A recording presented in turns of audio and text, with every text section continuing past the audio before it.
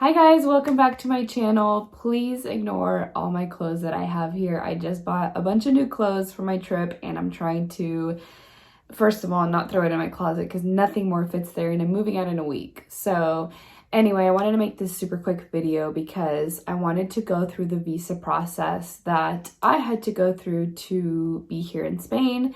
I feel like this would be a great time to put out this video since it's the end of May, starting, beginning of June, where most people start to receive their carta de nombramiento. So first of all, I want to do like a walkthrough of what to expect with the visa process because it can be very confusing and stressful, to be honest. So I did go through the Houston Consulate because I lived in Texas. You do have to specifically check your consulate. Most of them have the similar baseline of things, but like some of them might have a slight detail. Like, for example, maybe you have to translate something to Spanish if you're in California, but in Houston you don't. So I'm going to cover everything for the Houston Consulate specifically. It can still help you if you are in a different consulate, but like I said, you still have to check your specific guidelines for your consulate and to make sure that you're sending in the right documents and everything is perfect, because the last thing you want to do is mess this up and then have them resend you everything, or either, send you an email that you did something wrong and then you have to worry about that and stress about that. I applied to be an Auxiliar de Conversacion last year for the first time. You really do have to pay attention to like I said, the fine details. A lot of resources are out there and they're really, really helpful. For example, the Auxiliares Facebook group is really helpful because for years and years and years, they've had this Facebook group and people have had these same questions every single year. So it is very likely that your question is already answered on there. So if there's like a really specific detail, like on line 5, what do I put? Likely you can find it on there because that's what I would do, or you can just ask. So I will link that below for you guys, just in case you want to do like the search feature and then maybe look up something specific, then that would be a great way to start if you're confused on anything. But I do want to go over the process, how it went for me, and hopefully this helps you guys out. So if you want to learn how to get your student visa for Spain, then keep on watching. Okay, so the first thing I'm going to link down below is going to be the NALCAP website. There is a tab that you click that says applying for a visa, and you're going to click on there. That's where you're going to be able to find what you need to apply for your student visa. You're going to scroll down to the bottom of the page and it's going to have the different consulates. So if you're not sure which consulate you're supposed to apply to, likely you can just choose the one that's closest to you. But for example, the Houston one is not just for Texas. I'm going to read it off of my laptop real quick. So the Houston Consulate is for the states of Alabama, Arkansas, Louisiana, Mississippi, New Mexico, Oklahoma, Tennessee, and Texas. So if you live in any of these states, there's not going to be another separate consulate for your state. It's going to be the Houston one. The documents that are required. Number 1 says National Visa Application Form. This is actually linked on their site, so you just click it. Once you open it up, you have the visa application form. You're going to fill it out. It does have everything translated from Spanish to English on there, so it's going to be very easy. It is a PDF, so you're going to have to print it out and then fill it out by pen. Okay, requirement number 2 says photograph. You are going to have to submit 2 passport size photos. That is the US passport size, not the Spain one. They are different. And these are very easy to obtain. I think I went to CVS to go get mine done. Really, you can go to CVS, Walgreens, Costco. There's a lot of different places that do it and they print them right away. So just get 2 of those. I think they're no more than like $15. Number 3, valid passport. You do have to send in your passport while you're getting your visa. In the Houston Consulate, they're doing applications by mail-in only. My application last year total, like when I from sending it in, the date that I sent it in to the date that I received it back, was exactly a month. So that entire month I did not have my passport. So for about a month, maybe even longer, it depends, you won't be able to leave the US. You will not be able to travel outside the country. So just consider that. You do have to also send a copy of the info page on your passport. So make a photocopy of that, and then you do send your passport in. It's very important for you guys to know that you're not just sending a copy, you're sending your passport in, because they will put your visa, it's actually a sticker, and it goes on one of the passport pages. So I thought the visa was going to be like its own separate card. It is not. It's like a sticker. It literally goes on the passport page, and then they send it back to you that way. Number 4, proof of acceptance for the study, training, or volunteer activity or internship. This is going to be your carta de nombramiento. This is the one that tells you what school you're going to be working at, or schools if there's more than one. It'll all be on the same carta. It's going to say that you're going to have health insurance while you're here. It's going to say your monthly salary. So that's what they're looking for, the carta de nombramiento for point number 4. This is very easy. I do believe that you have to submit a photocopy of it as well. You pretty much need to submit photocopies of everything. Obviously not your photographs, but I think I did do a copy of the visa application form as well. I just threw extra copies of everything in there. So I did send the originals and photocopies of everything, because they send you back some of the documents and they keep others. So that's why you need to submit the photocopies. Obviously, you don't need to do this for your passport photos, but most of these documents you do have to. 5 says proof of financial means. This is also, like I said, your carta de nombramiento. So don't worry about sending a second one. You just need one copy of it. Point number 6, health insurance. Again, this goes along with your carta de nombramiento. It's not a separate document. It's all listed on there. So just send that in. Okay, point number 7, an FBI background check. I didn't know how to get a background check. I never needed to. The way that I did it is I called my local police station and I asked them like, hey, I need fingerprints for an FBI background check. They're like, okay, you can come during these times and get it done. So if you guys want to make sure and call, because I don't think every single police station does it. I'm not sure. I know sometimes post offices will do it as well. So check with your post office or your police station. Like I said, would just give them a call just to ask and be sure that they do it, what times and everything like that. I went there, they had the card stock. I did print out the paper that you can print out from the website. They're just like little rectangles, and your fingers go on each one, but the police officer will do the fingerprint for you. Like, he literally holds your finger and does it for you. They do it on the cardstock thing. It's identical. The one that I printed out obviously was on paper, and then the one that they had there was cardstock. And then had to have that sent in for a background check. So it gives you the address and everything on there. So you send it to that address, and then you get your background check. I think it took about a week or so to get that back. So of all the steps, this is the one that you can start doing now. You cannot fully submit your application form until you have your carta, but don't wait until you have your carta to get all these things done. Start with your background check, because you can start that now. So do your background check, because you're going to have to get that apostilled. For me to get my apostille back for my FBI background check, it took about a month. So that does take a long time. So you do your background check, and then you need to get it apostilled. Apostilling is basically like getting it notarized by the government. So they're saying this is legit, this is official. So you do need to send that in, and that's going to take a while. So like I said, get started on this early, because you're going to have to wait on the fingerprints to come back, and then you're going to have to wait for the apostille to come back as well. I do know that there's some kind of digital version for the background check that you can do with the fingerprints. I didn't do that, so I really don't know much about it. I went in person to the police station, and he literally did the little fingerprint thing. Like, I know there's like the digital pads where you could just do that.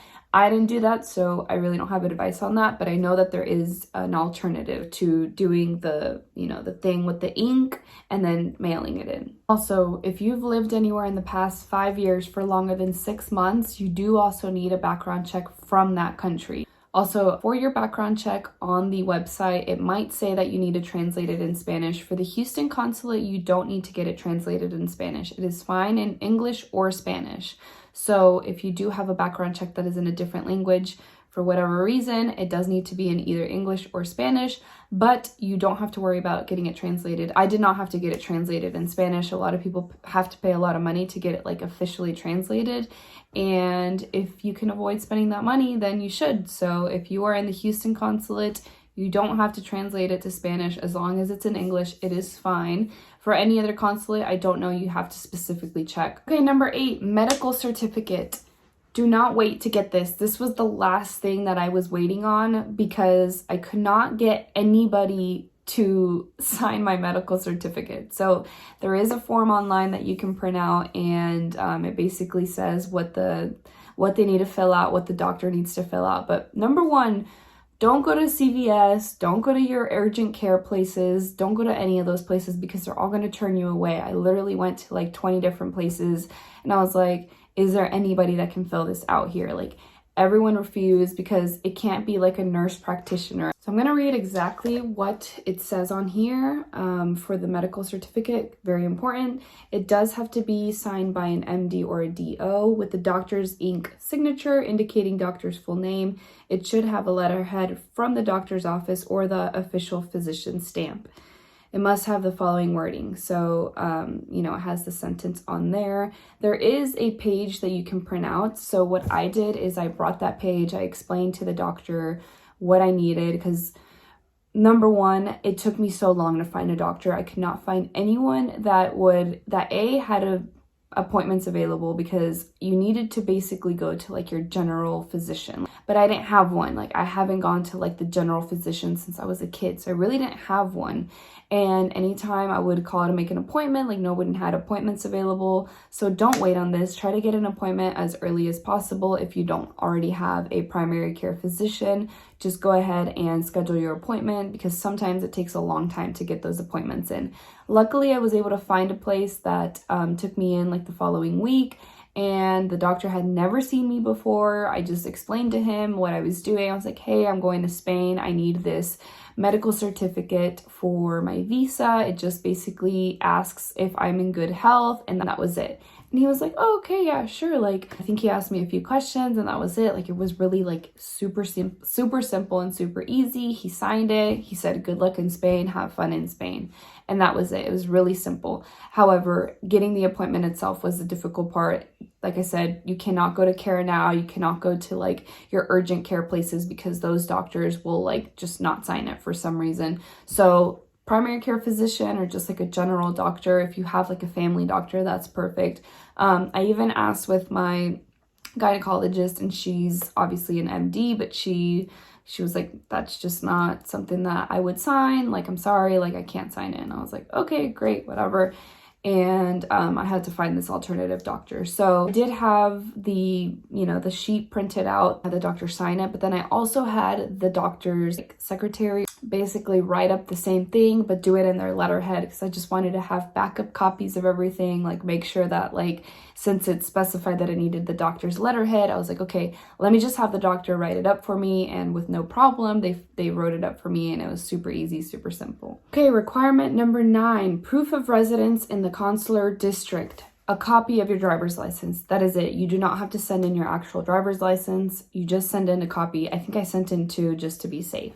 Okay, next, the visa fee. You do have to pay a visa fee. It is $160. So it is money order only. If you've never done a money order before, you go to your bank and you're like, hey, I need a money order for $160, and it gets written out to the Consulate of Spain in Houston, and that's it. And then the final requirement is a self-addressed prepaid envelope with a tracking number and a mail authorization. There will be a link to a form that you have to print out. This is authorizing that you are okay with them sending your passport to you by mail. Just click the link, fill out the form, super simple. For the self-addressed envelope, I at the post office told them what I was doing. I was like, hey, like I need to, package all these documents together and then basically put in another shipping envelope thing. So I had to like fold it in half, had it prepaid so they could just like, what they basically want is a prepaid envelope to send you back your passport. So you're having to pay for that. So prepaid, self-addressed, you put your address and all your info on there, you put the sticker on there, you put from, the consulate address, and then you, like I said, I had to fold mine in half so it would fit. I put it in and then shipped it off. So just have to make sure you find an envelope that fits everything together. That was the only thing I folded. Everything else I put in like normal. I did get like the one that was like a little bit bigger, like a sheets of paper would fit in. It doesn't really matter what envelope you ship it in as long as everything gets there safely. One of the tips that I want to recommend to you guys that I did, first of all, I write everything in my notes on my phone, and with the little checklist bubbles that it has, I think this just makes my life so much easier. I also printed out the actual form with all the requirements, made sure, triple checked that I had everything. I used paper clips and sticky notes. So for example, number 1, I would put application form. Number 2, I would put passport, ID, everything just like the order that it has it in. And then I would put a sticky note. I would make a photocopy of everything, paper clip it, and then had it like stacked that way. I just felt like that was just like way easier to make sure that I had everything I needed and I wasn't like missing anything or losing anything, and everything was just really nice and organized even for them. But I just was like, I don't want to have any issues. I don't want to have any errors, any mistakes. I want to make sure that like everything is done correctly, organized, and you know, really well done. But yeah, that was my experience with my visa with the Houston Consulate. Like I said, you can go ahead and get started with the background check and doing the apostille because that does take some time. Also, it did take about a month for me to receive my visa back. So give or take, you know, I would give yourself a month or so, maybe even 6 weeks. Once you move to Spain, it's a whole other ballgame. Like, you know, you have to then do your TIE, just a bunch of other things, which I'll also make like a video that hopefully helps you guys out with that process. And, you know, it's a little less stressful because whenever I first arrived in Spain, I was like, I have 100 things to do. And then I was like, I just need to find an apartment and get a SIM card first, and then I can figure out everything else out. But it is a sort of tedious process for us that are like foreigners. We're not Europeans, so we have to go through this really tedious process, but it's so worth it. I promise, guys. Like, this has been an incredible experience. I've loved every minute of it, and you guys should be super excited for this. This is going to be such a fun journey for y'all. Hopefully you guys enjoy it just as much as I did. I do plan on making a video of what to expect when you arrive in Spain, kind of like the steps that you're going to have to take. Also, what to pack and what not to pack is super important, and I will be making all those videos for you guys. If you guys have any other questions about the visa or just about this new year as an auxiliar, then feel free to drop them down below. But that is all that I have. Good luck, guys, on your visa process. I'm also gonna have to do it again for the second time. I feel like now that I've done it once, it shouldn't be too bad. But I hope you guys found this video helpful. If you did, give it a thumbs up so it can help out other people as well. Make sure to subscribe to my channel for more helpful videos, and I will see y'all on the next video. Bye!